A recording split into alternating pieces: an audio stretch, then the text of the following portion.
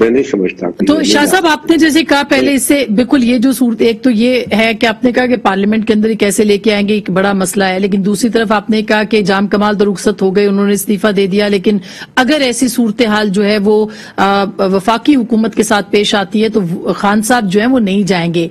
तो आपको कोई क्राइसिस नजर आता है कि अगर, क्योंकि हम ये सुन रहे हैं मुस्तकिल के पाकिस्तान मुस्लिम लीग नवाज और पीपल्स पार्टी इन हाउस तब्दीली जो है उसके ऑप्शन के ऊपर गौर कर रहे हैं, is it true?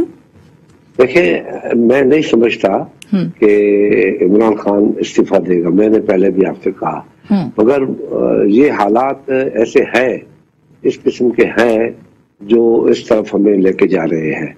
In house तब्दीली इसका हल नहीं है, इसका हल सिर्फ न्यू इलेक्शन है। कि इसी हालात को सामने रख के जो मौजूदा हालात है, पॉलिटिकल पार्टी मैंडेट लेके देने के लिए जाए तो फिर तो जस्टिफिकेशन कोई हो सकती है, मगर इस आग के जो तूफान है, आग का तूफान है, उसमें कोई भी जमात ये अफोर्ड नहीं कर सकती कि वो जाए इलेक्शन में हिस्सा ले और ये वजन अपने ऊपर ले ले।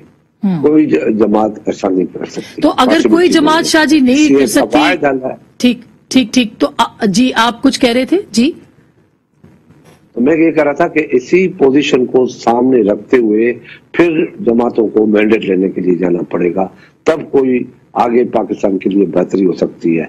और यही रास्ता है कि इलेक्शन फेयर एंड फ्री करवाया जाए। तो शाह साहब, ये तो बिल्कुल आप जैसे बात कर रहे हैं, ये बात तो पीपल्स पार्टी पहले नहीं कहती थी, वो तो इन हाउस चेंज की बात करती थी, जबकि पीएमएलएन का ये मौकफ था कि नहीं, फ्री एंड फेयर इलेक्शंस किए जाएं। तो इसका मतलब ये कि जैसे आपने खुद कहा कि कोई हुकूमत नहीं बनाने के मूड में इस वक्त जी, वक्त के साथ हालात बदलते रहते हैं। जिस वक्त पीपल्स पार्टी कह रही थी उस वक्त ऐसे आते थे, अब दिन ब दिन जिस किस्म के हालात हैं, 200 रुपए का डॉलर लेके कौन सी जमात है, या 150 रुपए का तेल लेके कौन सी जमात है, या चीनी लेके 150 की चीनी लेके, आटा लेके, बिजली के प्राइसेस लेके, गैस के प्राइसेस लेके, महंगाई को लेके कौन सी जमात है इन हालात में वोट लेने की जाएगी कि भाई 1.5 साल हम हुकूमत करके और फिर जाए कि हमें वोट दे दो। वो तो सारा बंडल जो है, जो गंद किचरा है, वो उसी जमात के ऊपर जाएगा जो उस वक्त हुकूमत में होगी। तो आपको इसका मतलब है कि कबल अज़ वक्त जी,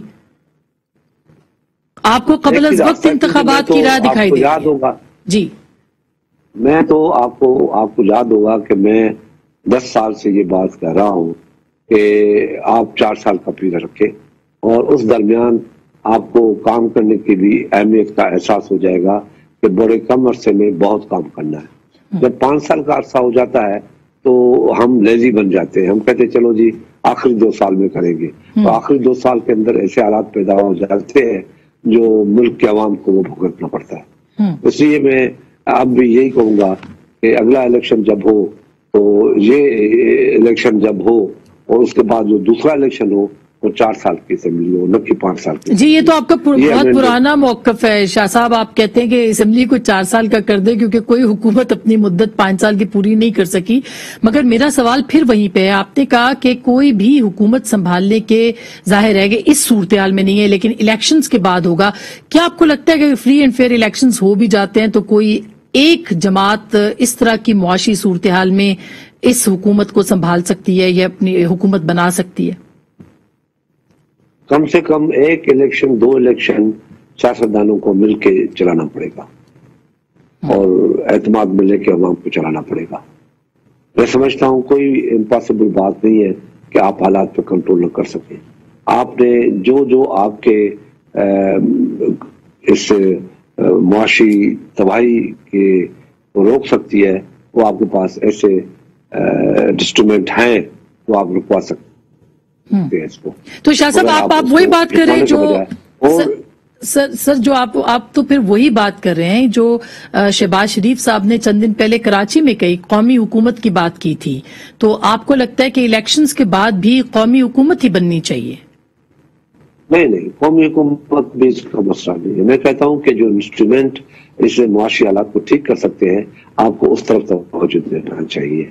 वो है पाकिस्तान में, क्योंकि पाकिस्तान जो है, अगर आपको इस चीज का बहुत बड़ा, मुझसे ज्यादा इल्म होगा, तो पाकिस्तान एग्रीकल्चर कंट्री है।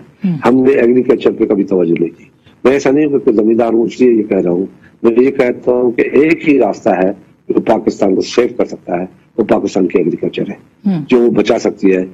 10 سے 15 سال کے اندر قرضے بھی اتار سکتے ہیں ہم اور اپنے آدمیوں کو معاشی طور پہ اسٹرانگ بھی کر سکتے ہیں.